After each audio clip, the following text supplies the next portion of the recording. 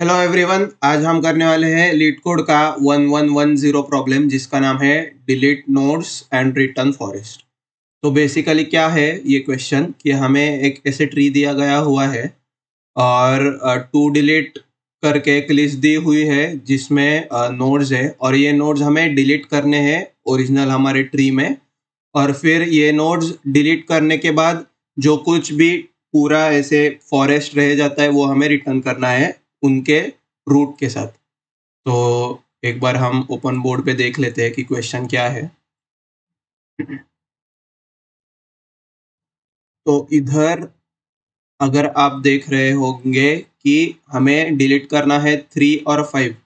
तो अगर मैंने ये 3 डिलीट किया और 5 डिलीट किया तो मेरा ट्री कैसे हो जाएगा? मेरा ट्री हो जाएगा ऐसे इधर 1, फिर 2, फिर 4। और अभी क्योंकि मैंने 5 डिलीट किया है तो 5 इधर आएगा नहीं, इधर आएगा हमारा नल। और फिर इधर 3 तो है ही नहीं, तो ये पूरा सब ट्री सेपरेट हो गया 1 से, तो 1 का राइट नल होगा। और फिर ये हमारे इंडिविजुअल नोड जैसे 6 और 7 डैंगलिंग जैसे रह जाएंगे। तो हमारा आंसर देखो क्या है, 1 2 नल 4, मतलब 1 2, फिर ये नल, फिर 4 और ये नल। तो ऐसे ये होगा हमारा आंसर लिस्ट में। और फिर 6 सिर्फ अलोन एक नोड और 7 अलोन एक नोड। और एक टेस्ट केस के ऊपर हम देख लेते हैं। तो मैं कुछ भी एक रैंडम सा ट्री ड्रॉ कर लेता हूँ।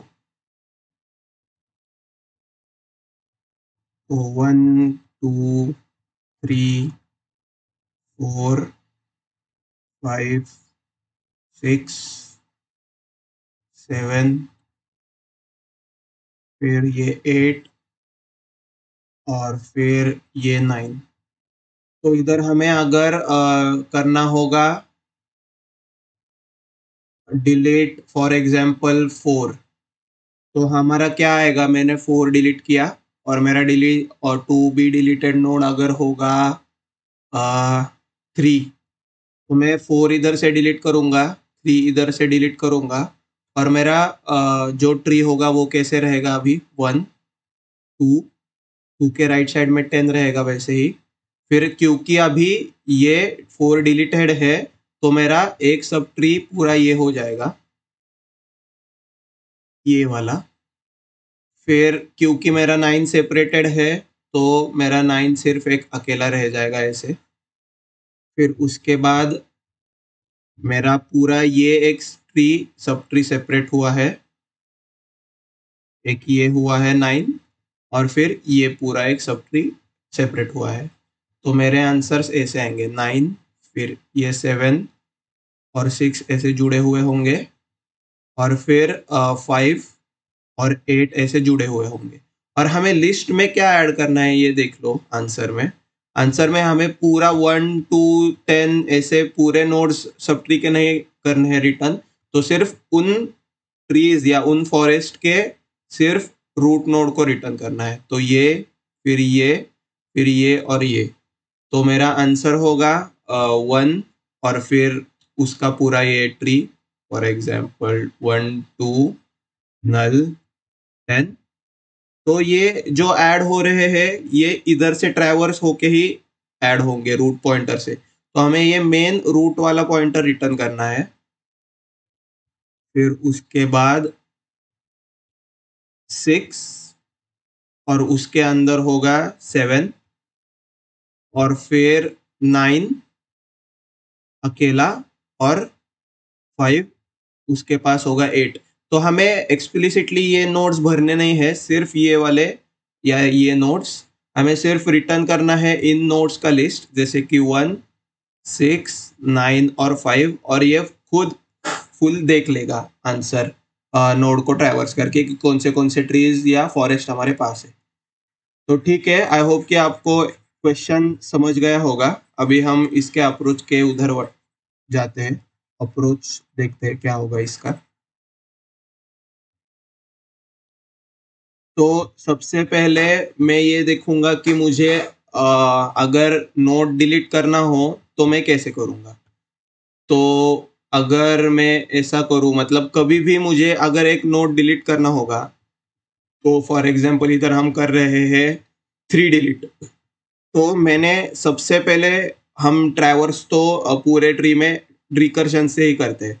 तो मैं ये देखने की कोशिश कर रहा हूँ कि अगर मतलब मैं ये डिलीट का ऑपरेशन किधर चलाऊँ, प्री ऑर्डर में, इन ऑर्डर में या पोस्ट ऑर्डर में। तो अगर मैंने प्री ऑर्डर में ही चला दी ट्री, और फिर मैंने इधर ये 3 का नोड अगर डिलीट किया, तो मेरे ये जो उसके सब ट्री के नोड्स है वो सब गायब हो जाएँगे, मतलब लॉस्ट हो जाएँगे। और अगर हमने सिर्फ़ ये नोड्स भी कैप्चर किए, तो उनके सब ट्री के नोड्स भी हो सकते हैं जो हमें डिलीट करने हैं अलग। तो ऐसे प्री ऑर्डर का मेरे को ज़्यादा इंट्यूटिव नहीं लग रहा है solution, similar with in order. पर हाँ, हम एक ऐसा काम कर सकते हैं, अगर हमने ये पूरा ट्री ऐसे पोस्ट ऑर्डर में, मतलब हमने रिकर्शन कॉल से के बाद पूरा ऑपरेशन डिलीट का किया, हमने अगर पोस्ट ऑर्डर में, तो ऑब्वियसली हम ये ट्री और ये ट्री राइट और लेफ्ट से रिटर्न कर सकते हैं पूरे एज अ फॉरेस्ट, क्योंकि हमें सिर्फ parent of a forest return करना है, या पेरेंट जो नोड है वो। तो इसका अगर कितना भी ट्री होगा, तो मैं वही एक काम कर सकता हूँ कि सिर्फ इसे रिटर्न करना है हमें, तो आंसर में ये ऐड कर देंगे और ये भी आंसर में ऐड कर देंगे डायरेक्टली। तो मेरे लिए पोस्ट ऑर्डर में इंट्यूटिव लग रहा है मुझे, इसलिए मैं पोस्ट ऑर्डर में करूँगा। आपको अगर प्री में लग रहा होगा, आपको कैसे बेटर सॉल्यूशन मिला होगा, तो आप ऑब्वियसली इसे ट्राई कर सकते हैं। पर मैं अभी पोस्ट ऑर्डर में करना पसंद करूँगा। ठीक है, तो अभी ये अप्रोच तो मेरा हो गया कि हम डिलीट कैसे करने वाले हैं, कि हम ये सब काम पोस्ट ऑर्डर में करने वाले हैं। और फिर ये भी देख लेंगे कि जो उसके जो रूट्स है वो हम ऐड करते जाएंगे आंसर्स में। तो ऐसे ड्राई रन किया इधर विदाउट एनी कोड, तो हम सबसे पहले देखेंगे कि पूरा ये ट्रैवर्स हो जाए। फिर पोस्ट ऑर्डर में जब हम आएंगे कौन से भी नोड के पास, तो हम देखेंगे कि हमारा टू डिलीट में ये नोड है या नहीं। तो अभी मेरे पास ऐसे और एक सवाल आया कि टू डिलीट में हमें एक लिस्ट दी है, तो क्या हम हर बार एक लिस्ट अगर एन साइज की हो, तो हर बार उसे एन साइज में ऐसे ढूंढते बैठेंगे क्या लीनियरली, कि क्या मेरा ये नोड प्रेजेंट है डिलीट करने के लिए, या क्या मुझे डिलीट करना है या नहीं, क्या मुझे डिलीट करना है या नहीं।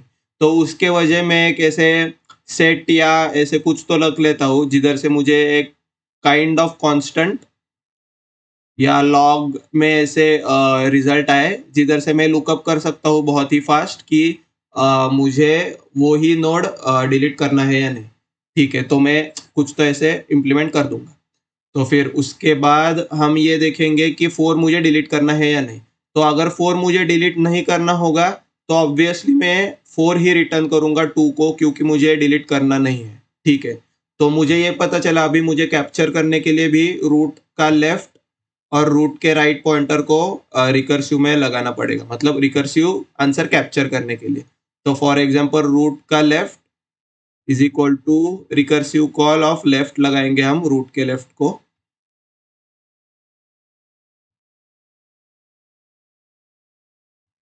और सिमिलरली रूट का राइट अगर होगा मुझे चाहिए, तो मैं रिकर्सिव आंसर में रूट का राइट कर दूंगा कॉल, और ये उसका इसका आंसर मेन इसमें सेव कर दूंगा, स्टोर कर लूंगा। तो अभी उसके बाद मैं फिर से गया 5 पे, 5 भी हम नहीं डिलीट करने वाले हैं, ये वाली लिस्ट नहीं है हमारी, हमें सिर्फ 2 डिलीट करने हैं अभी। तो ये फिर से 5 में 2 को कर दूंगा रिटर्न। पर अभी ये क्रूशियल पॉइंट है जिधर मुझे 2 खुद को रिटर्न करना है, मतलब डिलीट करना है। तो फिर क्या होगा, हम एक काम कर सकते हैं पोस्ट ऑर्डर में, सबसे पहले डिलीट करते हुए, क्योंकि ये 2 पूरा मेरा नोड ही डिलीट होने वाला है, इसीलिए ये दोनों लेफ्ट और राइट मेरे अलग अलग फॉरेस्ट बन जाएंगे, मतलब सब ट्री भी बोल सकते हैं आप, अगर ऐसे कुछ होता तो मुझे इन सब ट्री का ये जो रूट नोड है वो मुझे सेव करना है। तो मैं एक नोड डिलीट करते समय उसके सब ट्री के रूट नोड्स एक आंसर में हमारे सेव कर ले सकता हूँ। तो फॉर एग्जांपल अगर मैंने एक आंसर मेंटेन किया और मुझे अगर ये node if node is to be deleted,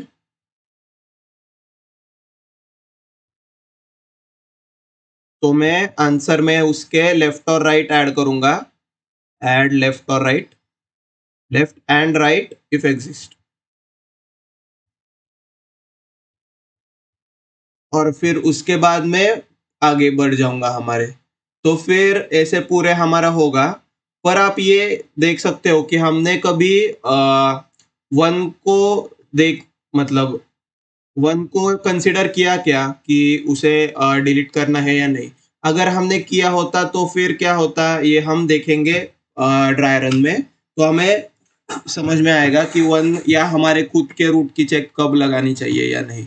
तो क्योंकि क्या हो जाता है कभी कि हम सिर्फ इधर ये चेक कर रहे हैं कि नोड हमारा डिलीट करना है या नहीं, और फिर उसके राइट लेफ्ट को हम ऐड करते हैं, तो इधर रूट नोड पे क्या मजा हो जाता है वो हम देखेंगे। ठीक है, तो वो अभी कुछ समझ में नहीं आ रहा हो तो चिंता मत करो, हम अच्छे से कोड करके अभी ड्राई रन भी करने वाले हैं, तब हमें सब कुछ पता चल गया जाएगा अच्छे से।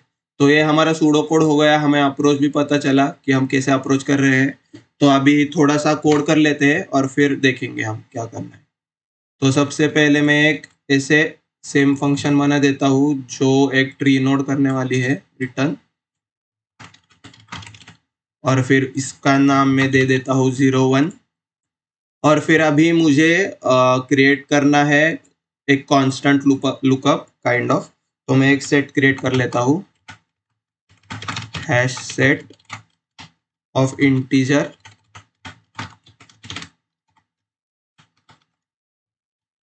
s is equal to new hash set.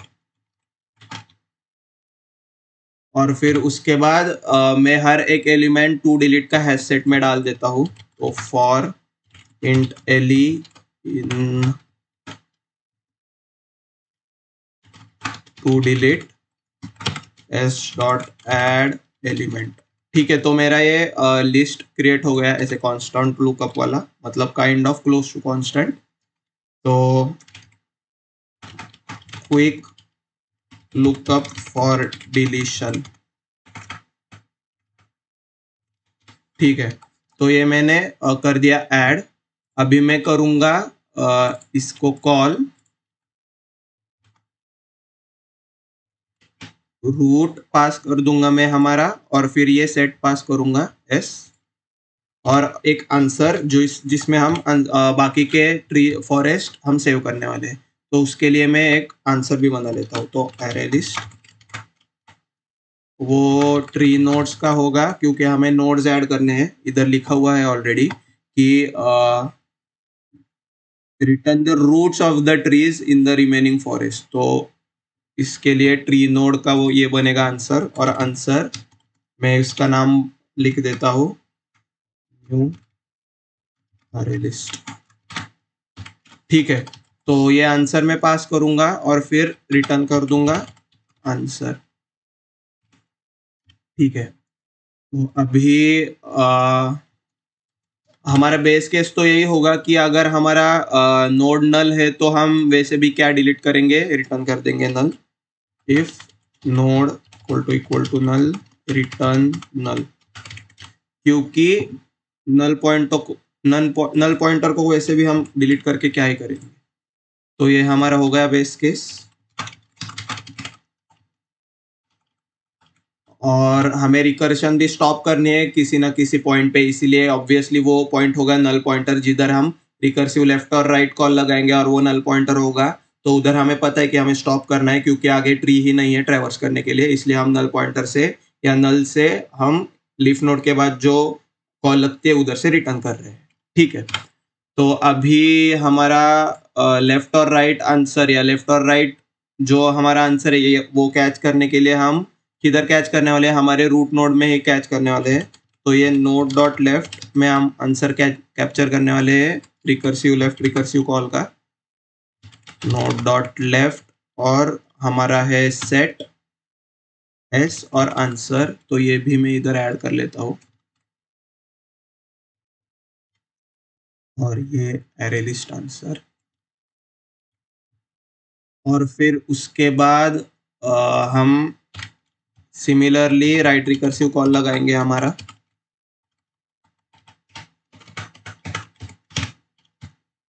और ये होगा राइट। तो ये बन गई हमारी left and right recursive calls.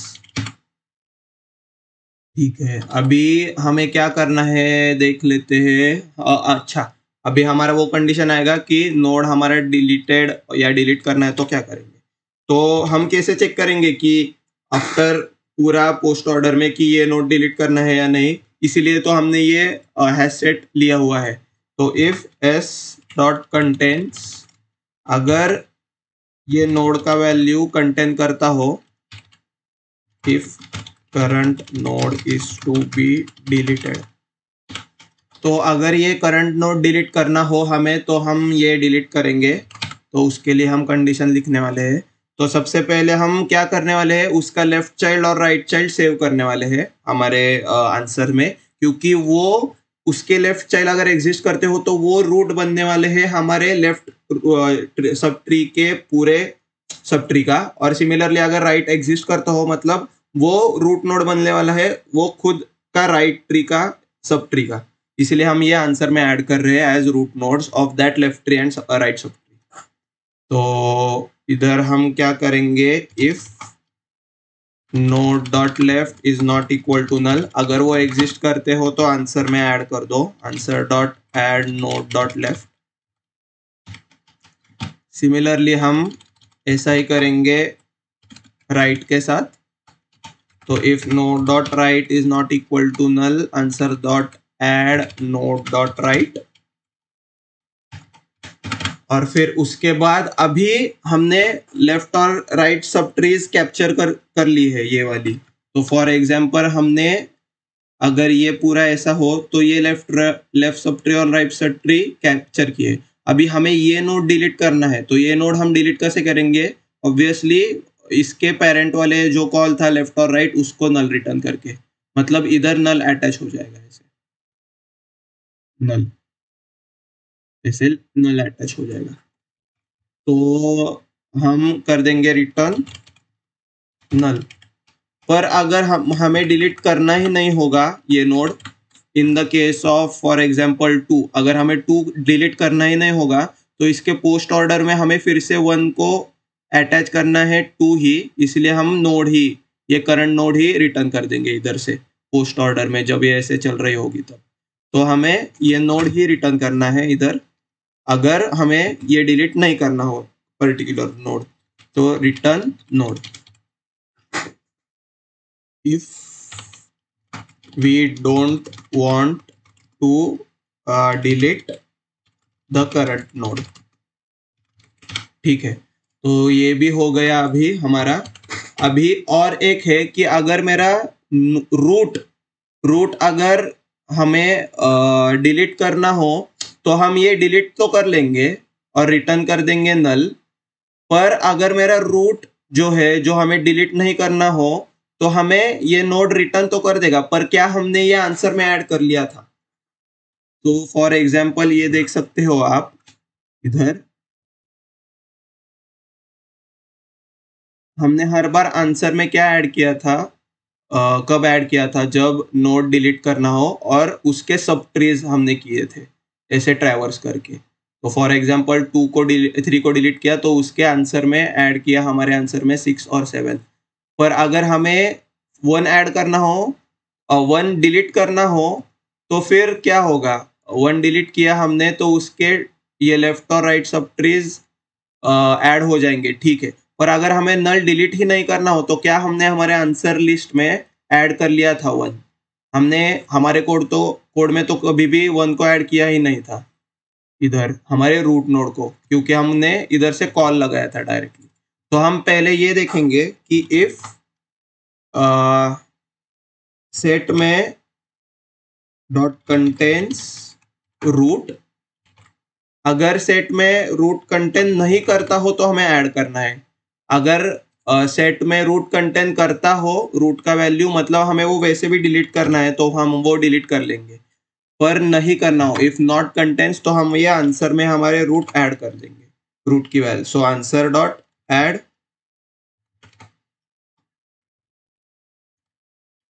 Root dot val. तो इसीलिए हमने ये वाला नोड अगर डिलीट नहीं करना है तो ये भी कैप्चर कर लिया, जिससे हमें ये ऐसी सब ट्री एक्सेस हो जाए पूरे आंसर में। तो ठीक है, एक बार देख लेते हैं कि ये चल रहा है या नहीं। तो एक बार मैं देख भी लेता हूँ सब कुछ सही लिखा है या नहीं। कांस्टेंट किया लुकअप, फिर कंटेंट किया, आंसर में ऐड किया, और फिर ठीक है रिटर्न किया, और ये हो रहा है। ठीक है, लग तो रहा है सब कुछ सही है। एक बार रन करते हैं, और इधर सेमीकोलन रह गया, और इधर answer dot add. Okay, root dot val नहीं, हम आंसर में नोड्स ऐड कर रहे हैं, इसलिए ये answer dot add root dot val नहीं होगा। ये किधर किया है मैंने? 44 में रूट को करना है ऐड, और हमने इधर तो आंसर में ऐड किया ही नहीं उसका लेफ्ट और राइट। ओके, नहीं किया है, ठीक है। तो अभी इसे चलाते हैं।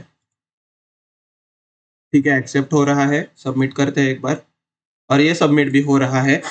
और अब हम ये सेम कोड अभी एक बार सीपीपी में लिख लेते हैं। सीपीपी में थोड़ा अलग होगा ये, तो हमें इधर सेट क्रिएट करने की ज़रूरत ही नहीं, क्योंकि हम वेक्टर में डायरेक्टली फाइंड फंक्शन का इस्तेमाल कर सकते हैं, और वो उसकी टाइम कॉम्प्लेक्सिटी मैंने रीड किया था, वो लॉग इन होती है, तो इतना ज़्यादा फर्क नहीं पड़ेगा। तो हम डायरेक्टली ही हमारा ये टू डिलीट ही पास कर देंगे चेकअप करने के लिए, या लुकअप करने के लिए कि क्या ये नोड मुझे डिलीट करना है या नहीं। तो मैं एक ये वेक्टर ट्री नोड का आंसर बना लेता हूँ, और फिर उसके बाद इसका नाम दे देता हूँ 0 1, और फिर इसका कॉल लगाना है हमें, और एक आंसर नोड भी, ये रूट पास कर दूंगा मैं इधर, फिर डिलीट टू डिलीट वाला वेरिएबल वेक्टर, और फिर आंसर भी पास कर दूंगा, इधर आंसर वेक्टर ऐड करूंगा। और फिर उसके बाद हम क्या करने वाले हैं ये इधर बाद में देखते हैं, सबसे पहले इधर देखते हैं। तो सबसे पहले हमारा बेस कंडीशन ही होगा कि इफ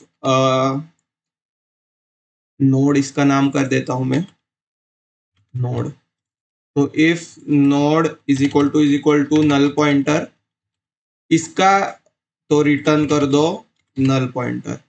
तो इसका और एक अच्छा तरीका मैंने देखा सीपीपी में होता है, मुझे पता नहीं था कि ये node is equal to null pointer हर बार लिखने के बजाय हम डायरेक्टली इफ नॉट नोड लिख सकते हैं। उसका आंसर भी मतलब वही होता है कि अगर ये एग्जिस्ट ही नहीं करता, मतलब ये नल है, मत तो नल पॉइंटर रिटर्न कर दो। ठीक है, तो फिर उसके बाद नोड का लेफ्ट इज इक्वल टू, हम रिकर्सिव कॉल लगाएंगे हमारे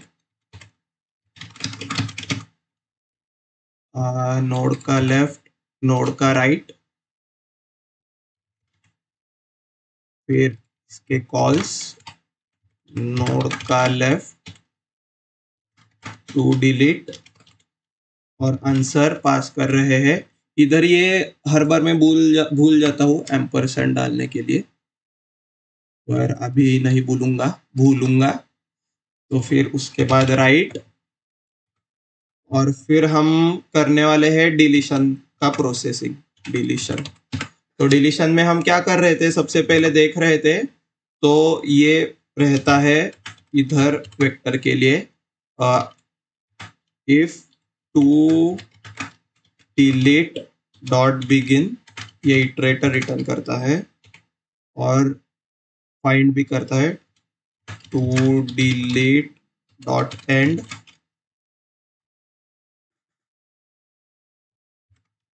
equal to to delete dot end, और इधर होगा थर्ड पैरामीटर नोड का वैल्यू। अगर ये टू डिलीट में स्टार्ट से एंड तक मुझे अगर ये नोड का वैल्यू नहीं मिला, या नहीं मिला तो ये नॉट चाहिए। इफ नॉट फाइंड पूरे टू डिलीट में नहीं, इफ नॉट फाइंड नहीं, ये ऐसे करते हैं, is not equal to delete dot end. ठीक है, तो मुझे टू डिलीट में अगर ये नोड का वैल्यू जो मुझे डिलीट करना है वो फाइंड हुआ, मतलब मुझे ये डिलीट करना है नोड। ठीक है, तो अभी डिलीट करना है तो हम फिर से मैं चेक करूंगा, इफ नॉट नोड का लेफ्ट, मतलब अगर नोड का लेफ्ट नहीं, हमें अभी एग्जिस्ट करता हो तो ऐड करना है, तो सिर्फ इफ नोड का लेफ्ट एग्जिस्ट करता हो और इफ नोड का राइट एग्जिस्ट करता हो तो ऐड कर दो हमारे आंसर में उसे, नोड का वैल्यू, नोड को ऐड कर दो direct, answer dot push back. Similarly यहाँ भी answer dot push back node, और हम करने वाले हैं रिटर्न, क्या रिटर्न करने वाले हैं, क्योंकि मुझे ये नोड डिलीट करना है तो नल पॉइंट, और अगर मुझे डिलीट नहीं करना हो नोड तो रिटर्न करेंगे फिर से नोड। और अभी हमारा जो रूट वाला था वो हम कैसे चेक कर सकते हैं, तो हमने ये देखा कि अगर नल पॉइंटर हम रिटर्न करते हैं तो वो नॉट एग्जिस्ट के बराबर होता है, इसलिए डायरेक्ट हम ये देख सकते हैं कि अगर ये नल पॉइंटर रिटर्न कर रहा है तो फिर कुछ नहीं होगा, और अगर ये नहीं कर रहा है, नल पॉइंटर रिटर्न नोड कर रहा है, तो डायरेक्टली आंसर करूंगा मैं, आंसर में पुश बैक नोड को, हमारे नोड को जो डिलीट नहीं करना है हमें डायरेक्ट, और फिर रिटर्न कर दूंगा मैं आंसर। तो एक बार ये रन करके देखता हूँ,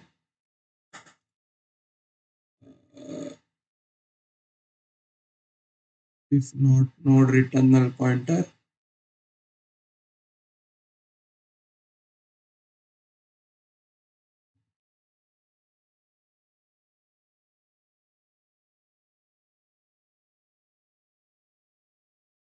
रिटर्न नोड करके देखता हूँ फिर।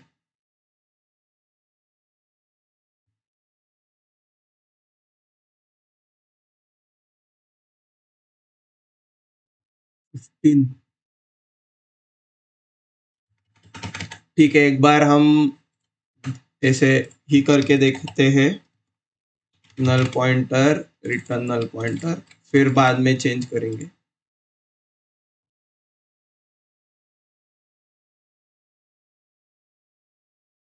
No variable conversion from return value of type to function return type. Okay, हमें वेक्टर हम रिटर्न कर रहे हैं, हमें ट्री नोड रिटर्न करना है। अभी ये हो जाएगा इफ नॉट नोड वाला हमारा जादू। ठीक है, तो हम आंसर में पुश बैक कर रहे हैं नोड का लेफ्ट, और सिमिलरली नोड का राइट।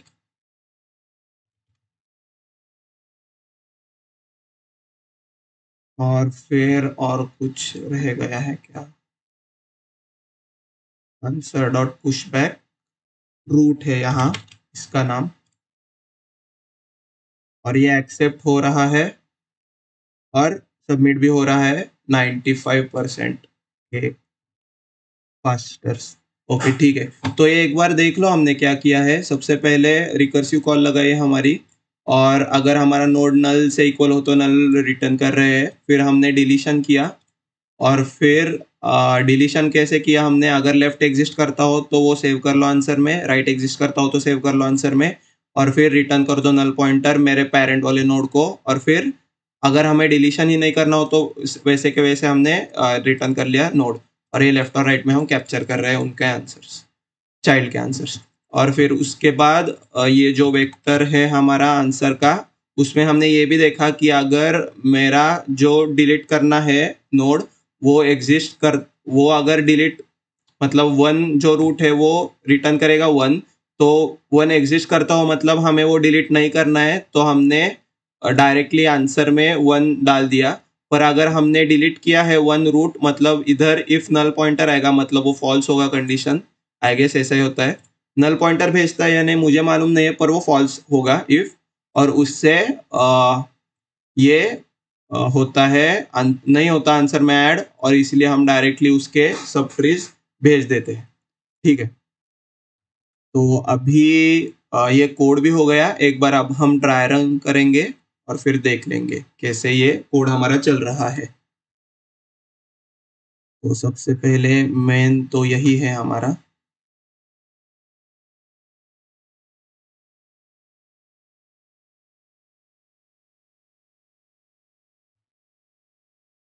ये रहा हमारा कोड, इसे थोड़ा छोटा कर देता हूँ।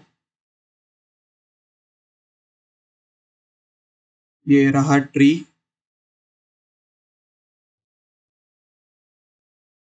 इसे बड़ा कर देता हूँ। ये हमारा इनपुट और ये हमारा स्टैक।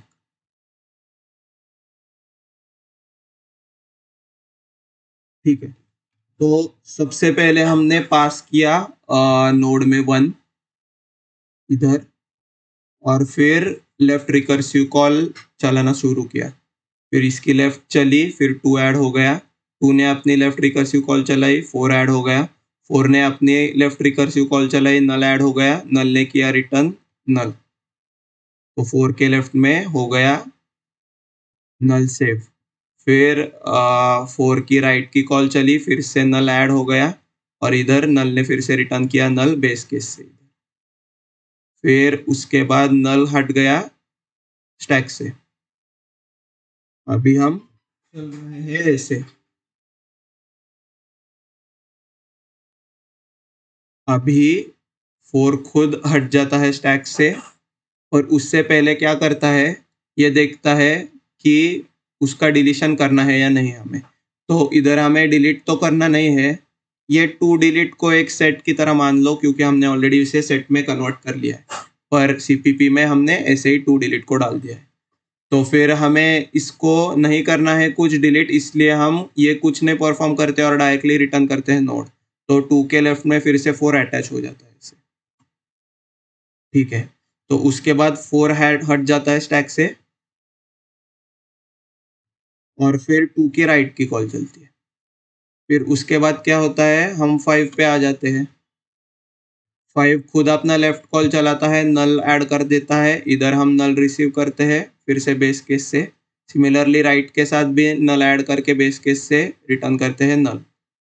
फिर ये नल स्टैक से दोनों उड़ जाते हैं, और फिर 5 खुद क्या करता है, 2 के राइट को रिटर्न करने से पहले ये देखता है कि हमें ये टू डिलीट में मिल रहा है या नहीं 5। तो हमें यहाँ 5 मिल रहा होता है। तो हम क्या करते हैं, सबसे पहले चेक करते हैं कि 5 के लेफ्ट और राइट एग्जिस्ट करते हैं क्या। तो ये नहीं करते, क्योंकि दोनों नल है। तो हम ये दोनों इफ नहीं चलाते हैं और रिटर्न कर देते हैं नल पॉइंटर। तो इधर से नल पॉइंटर रिटर्न होता है डायरेक्टली ऐसे नल, और यही इसका मतलब है कि 5 हो चुका होता है डिलीट। तो 2 के राइट में आ जाता है नल। ठीक है, तो उसके बाद 5 हट जाता है स्टैक से। फिर 2 खुद क्या करता है, 2 खुद अपना नोड, इधर आते हैं हम इधर पोस्ट ऑर्डर में, और इसका जो हम चेक करते हैं कि 2 हमें डिलीट करना है या नहीं। तो इधर सेट में हमें 2 नहीं मिलता, इसलिए हम 2 को डिलीट कुछ नहीं करते और डायरेक्टली 2 का नोड ही भेज देते हैं 1 के लेफ्ट को। तो ये 2 कर देता है रिटर्न 1 के लेफ्ट को। ठीक है, ये स्टैक से हट जाता है। उसके बाद हम चले जाते हैं इधर राइट, राइट में 1 के। तो उस 1 की राइट की कॉल चलती है, तो ऐड होता है स्टैक में 3। उसके बाद क्या होता है, 3 खुद देखता है कि अपना लेफ्ट कॉल चला है ये, तो ऐड हो जाता है 6। 6 अपना खुद लेफ्ट कॉल चलाता है, ऐड होता है नल। इधर से रिटर्न होता है बेस केस से नल 6 के लेफ्ट को। फिर राइट कॉल चलाता है सेम, ये राइट की कॉल करने से ये नल करता है रिटर्न। उसके बाद ये स्टैक से हट जाता है, और हम इधर तक आ गए हैं इसके पोस्ट ऑर्डर में।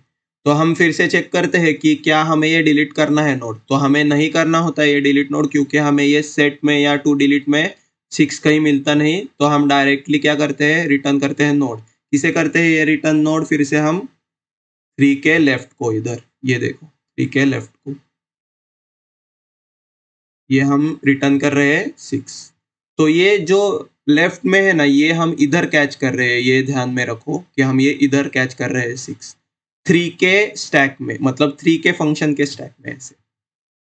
ठीक है, तो फिर उसके बाद क्या होता है, ये खुद 6 स्टैक से हट जाता है क्योंकि इसकी पूरे एग्जीक्यूशन हो चुकी होती है। फिर उसके बाद 3 खुद अपना राइट चलाता है और 7 को ऐड कर देता है। 7 अपना लेफ्ट कॉल चलाता है, एन मतलब नल ऐड होता है और रिटर्न करता है बेस केस से नल। सिमिलरली राइट चलता है और बेस केस से फिर से हम ये नल रिसीव करते हैं। ये बेस केस से नल हट जाता है और फिर उसके बाद 7 खुद अपना देखता है कि ये डिलीट करना है या नहीं। उसे 7 नहीं मिलता क्योंकि हमने सिर्फ 3 और 5 को डिलीट करना है, तो 7 खुद अपना नोड रिटर्न करता है 3 के राइट को इधर 7। तो ये फिर से रीअटैच हो जाती है लिंक। पर अभी क्या होता है, ये 7 हट जाता है स्टैक से, पर अभी ऐसा होता है कि 3 खुद देखता है लेफ्ट और राइट कॉल चलाने से के बाद कि क्या हमें ये डिलीट करना है। तो हाँ, हमें 3 तो डिलीट करना ही है। तो हम क्या करते हैं, पहले देखते हैं कि 3 का लेफ्ट नोड एग्जिस्ट करता है क्या। तो हाँ, 3 का लेफ्ट नोड एग्जिस्ट करता है, तो हम आंसर में पुश बैक कर देते हैं 3 का लेफ्ट नोड जो कि है 6। उसके बाद हम चेक करते हैं कि 3 का राइट नोड एग्जिस्ट करता है क्या। तो हाँ, 3 का राइट नोड चेक एग्जिस्ट करता है, तो हम उसे पुश बैक करते हैं इधर आंसर में। फिर हम क्या करते हैं, 3 की तरफ से हम भेज देते हैं नल इधर 1 के राइट को। तो इधर जो 1 का राइट है, इधर हम 3 की तरफ से नल भेज देते हैं इज इक्वल टू नल। इसका मतलब क्या होता है, इधर एक नल पॉइंटर सेट होता है और 3 डिलीट हो जाता है। ठीक है, तो ये हो चुका। फिर हम करते हैं रिटर्न फिर से 1 के पास। तो अभी देखो अभी क्या होता है। तो अभी हम देखते हैं कि क्या हमें 1 डिलीट करना है या नहीं। तो हमें डिलीट नहीं करना होता है 1, पर हमारे पास आंसर में सिर्फ आ गए हैं ये वाले फॉरेस्ट, ये एक फॉरेस्ट, ये एक फॉरेस्ट, और हमारा जो ये फॉरेस्ट है ये रह गया होता है पूरा, ये हमें ऐड करना होता है। तो हम क्या करते हैं, इधर से 1 तो रिटर्न कर देते हैं इसके पेरेंट के फंक्शन को, जो मैं इधर ले आता हूँ एक बार। ये उसका पेरेंट का फंक्शन है। तो इधर हम करते हैं रिटर्न 1 इस फंक्शन में, और इसका मतलब ये इफ चलता है क्योंकि ये नल पॉइंटर नहीं है, ये 1 नोड है, तो इसीलिए ये इफ चलता है और हम आंसर में ऐड कर देते हैं रूट को। रूट को ऐड किया मतलब क्या किया हमने, ऐड किया 1 को, मतलब क्या किया हमने, ये पूरे लेफ्ट सब ट्री को हमने ऐड कर दिया आंसर में। ठीक है, तो अभी फिर हम आंसर को रिटर्न करते हैं। और अगर हमें रूट 1 को डिलीट करना होता, अगर ये लिस्ट में अगर 1 होता, 1 होता, तो हम क्या करते हैं, 1 को डिलीट करते और रिटर्न करते नल। सो ये 1 भी डिलीट हो जाता, हम इधर से रिटर्न करते नल, इसे आंसर को, इफ को नल रिटर्न करते, फिर ये इफ चलता नहीं, इसीलिए आंसर में हमारा इतना ही रहता और हम ये आंसर रिटर्न कर देते।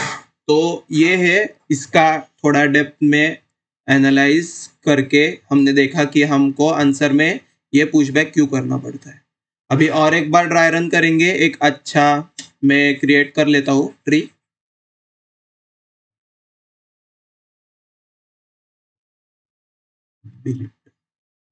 और अभी एक ट्री बना देता हूँ मैं कुछ तो, 1 2 3 4 7 12 5 11, और हम डिलीट करेंगे,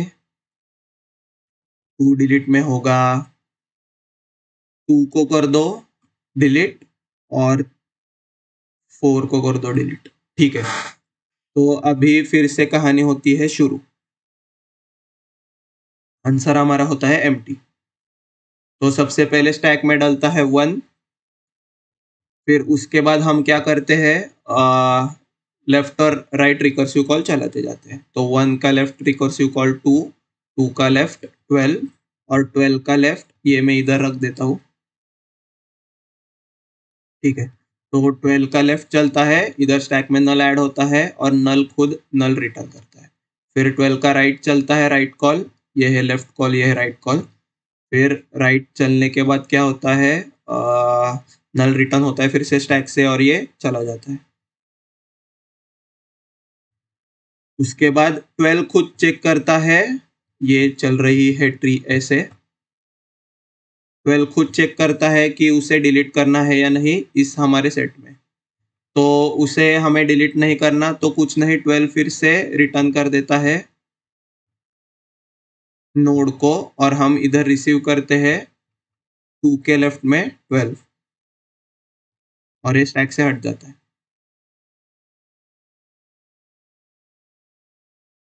फिर उसके बाद क्या होता है, हम 2 की राइट की कॉल चलाते हैं जिससे 5 जाता है स्टैक में। 5 अपना लेफ्ट की कॉल चलाता है, 11 जाता है स्टैक में। 11 अपना लेफ्ट की कॉल चलाता है, नल ऐड होता है, इधर आंसर में मिलता है नल। फिर 11 अपना राइट का कॉल चलाता है, फिर से आंसर में ऐड होता है नल और ये खत्म हो जाता है नल का काम पूरा। और फिर नल के बाद 11 चेक करता है कि क्या हमें खुद को डिलीट करना है या नहीं। तो हमें डिलीट करना नहीं होता, इसीलिए 11 खुद को डिलीट नहीं करता और स्टैक से हट जाता है, खुद को रिटर्न करते हुए 5 के राइट में।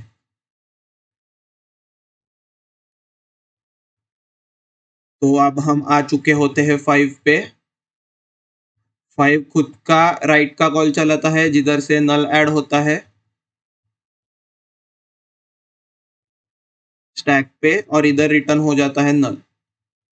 फिर 5 का लेफ्ट और राइट का दोनों कॉल चल चुके रहते हैं, इसीलिए 5 खुद क्या करता है, 5 खुद देखता है कि क्या उसे डिलीट करना है। तो नहीं करना होता है, तो 5 खुद राइट में 2 के राइट में करता है खुद को रिटर्न और स्टैक से हट जाता है। तो अभी तक हम आ गए हैं इधर। अभी 2 के पोस्ट ऑर्डर में क्या होता है, 2 के पोस्ट ऑर्डर में चेक करते हैं हम कि क्या हमें डिलीट करना है, क्या ये फाइंड हुआ है 2 इस लिस्ट में। तो हाँ, ये हुआ है फाइंड लिस्ट में। तो हम चेक करते हैं कि क्या इसके लेफ्ट और राइट नोड है, एग्जिस्ट करते हैं। तो हाँ, ये लेफ्ट और राइट नोड इसके एग्जिस्ट करते हैं जो कि 12 और 5। तो हम ये 12 और 5 ऐड कर देते हैं आंसर के लिस्ट में। ठीक है, फिर उसके बाद हम खुद रिटर्न क्या करते हैं, हमारे पेरेंट फंक्शन को नल। तो ये नल इधर से हो जाता है रिटर्न और हम कैप्चर करते हैं ये नल इधर 1 के लेफ्ट में, इधर 1 के लेफ्ट कॉल में इधर हम करते हैं नल कैच। और फिर खुद ये 2 चला जाता है स्टैक से और ये हमने किया इसे डिलीट। ठीक है, तो फिर उसके बाद ये सब हो जाता है क्लियर अच्छे से। हाँ, तो फिर अभी उसके बाद क्या होता है, हम 1 की राइट कॉल चला देते हैं, फिर इधर 1 की राइट कॉल चलती है और हम आ जाते हैं स्टैक पे 3 के ऊपर। 3 अपना लेफ्ट की कॉल चलाता है और हम आते हैं 7 के ऊपर, इधर तक आए हैं हम। फिर उसके बाद 7 अपना लेफ्ट कॉल चलाता है, स्टैक पे नल आ जाता है। फिर नल से रिटर्न होता है लेफ्ट में 7 के नल, फिर से हम राइट कॉल चलाते हैं, नल ही ऐड होता है और नल से रिटर्न होता है नल बेस केस से। फिर उसके बाद नल स्टैक से चला जाता है और फिर 7 खुद क्या करता है, देखता है कि ये लिस्ट में है या नहीं। तो ये नहीं होता, इसलिए 3 के लेफ्ट में 7 खुद को रिटर्न कर देता है, ये स्टैक से चला जाता है 7।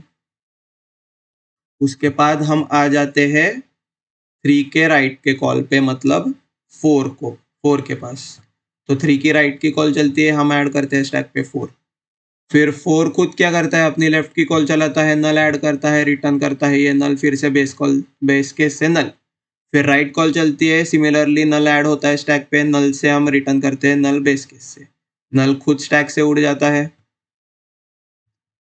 उसके बाद खुद क्या होता है, 4 खुद चेक करता है कि क्या हमें डिलीट करना है या नहीं इसके पोस्ट ऑर्डर में, इधर तो हाँ, ये हमें डिलीट करना है क्योंकि इधर से हम ये चेक कर रहे हैं, ये डिलीशन। तो हम देखते हैं कि क्या लेफ्ट और राइट एग्जिस्ट करते हैं। तो इसके लेफ्ट और राइट नहीं एग्जिस्ट करते तो डायरेक्टली हम 4 से इधर 3 के राइट में करते हैं नल रिटर्न, और ये 3 के राइट में ऐसे होता है नल रिटर्न, और फिर 4 से हम 3 पे गिर जाते हैं, ये चला जाता है स्टैक से, और वर्चुअली हम उसे ऐसे डिलीट कर देते हैं। फिर 3 खुद देखता है कि क्या हमें 3 को डिलीट करना है इसमें, पर नहीं करना होता 3, तो 3 खुद का नोड कर देता है रिटर्न 1 को, और फिर स्टैक से चला जाता है। और फिर 1 क्या करता है, 1 खुद देखता है कि क्या 1 खुद को डिलीट करना है, हमें नहीं करना है, तो ये 1 रिटर्न करता है इसको 1, इसका मतलब ट्रू।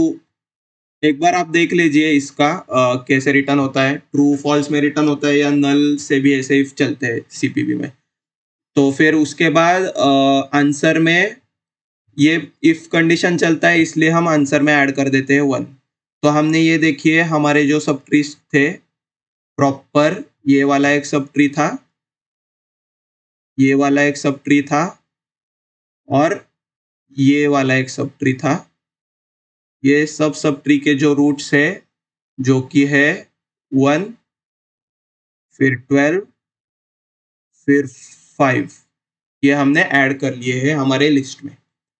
तो इसका टाइम कॉम्प्लेक्सिटी है ऑब्वियसली O ऑफ n, क्योंकि हम हर एक नोड के पास जाकर देख रहे हैं कि हमें इसे डिलीट करना है या नहीं। और स्पेस कॉम्प्लेक्सिटी आप जितना स्टोर करते हैं, तो इधर 2 डिलीट में तो हमने सीपीपी में डायरेक्टली पास कर लिया था, पर फिर उसके बाद जो हमने हमारे जावा में पूरे 2 डिलीट में ट्रैवर्स किया और फिर वो सेट में भरा, तो वो भी ऐड हो जाता है स्पेस। और प्लस टाइम कॉम्प्लेक्सिटी इधर सर्च करने में, जो हमारा 2 डिलीट है या हमारा सेट था, उधर ऐसे वेक्टर में मैंने देखा था ऐसे लॉगिन लगता है टाइमिंग और सर्च करने के लिए आई गेस।